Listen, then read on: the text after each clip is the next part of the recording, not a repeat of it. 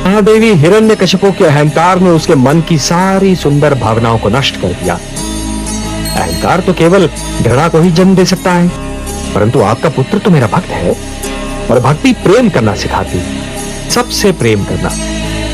हे महादेवी, जिस प्रकार खेत केवल उसी धरती पर लहलाते हैं जहां की मिट्टी गीली और नरम हो, उसी प्रकार प्रेम का जन्म केवल उसी मन में हो सकता है जहां भक्ति और श्रद्धा का निवास हो।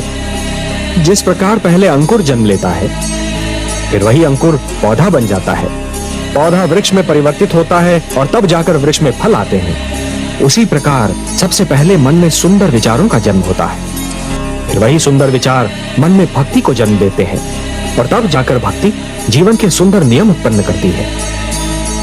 महादेवी, प्रहलाद ने जिस भक्ति की प्रवृत्ति को जन्म दिया है, उसे जीवन का नियम बनने में अभी देर है। आसुरी प्रवृत्तियां इतनी सरलता से पीछा नहीं छोड़ेंगी, उन्हें दूर करने में कई पीढ़ियां बीत जाएंगी। महादेवी, असुर राजवंश में हिरण्यकशिपु के अहंकार और प्रहलाद की भक्ति के बीच एक मौन युद्ध चल रहा है। महादेवी, हिंसा की प्रवृत्ति तो प्राणियों के जीवन प्रणाली में बसी हुई है। मानव समाज जब तक हिंसा से घृणा करने का गुण उत्पन्न नहीं करता, तब तक वो किसी न किसी रूप में हिंसा का प्रयोग करता रहेगा।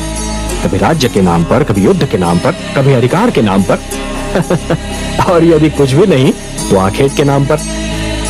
महादेवी, जिस दिन मानवीय मन से स्वार्थ नाम का रोग निकल जाएगा ना, उस दिन हिंसा भी समाप्त हो जाएगी और फिर शुक्राचार्य जैसे गुरुओं की आवश्यकता भी समाप्त हो जाएगी। और विवेक की कड़ी परीक्षा होती है, तभी तो अवसर मिलता है ये देखने का कि कौन स्वार्थी है और कौन त्याग कर सकता है, कौन प्रेम को शक्ति से जीतना चाहता है और कौन प्रेम को केवल प्रेम से जीतना चाहता है।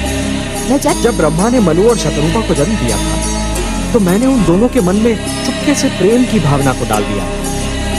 प्रेम जीवन की महान शक्ति, महान प्रेरणा है। प्रेम मन में विनम्रता, विचारों को सहनशीलता और जीवन को दुख झेलने की क्षमता देता है।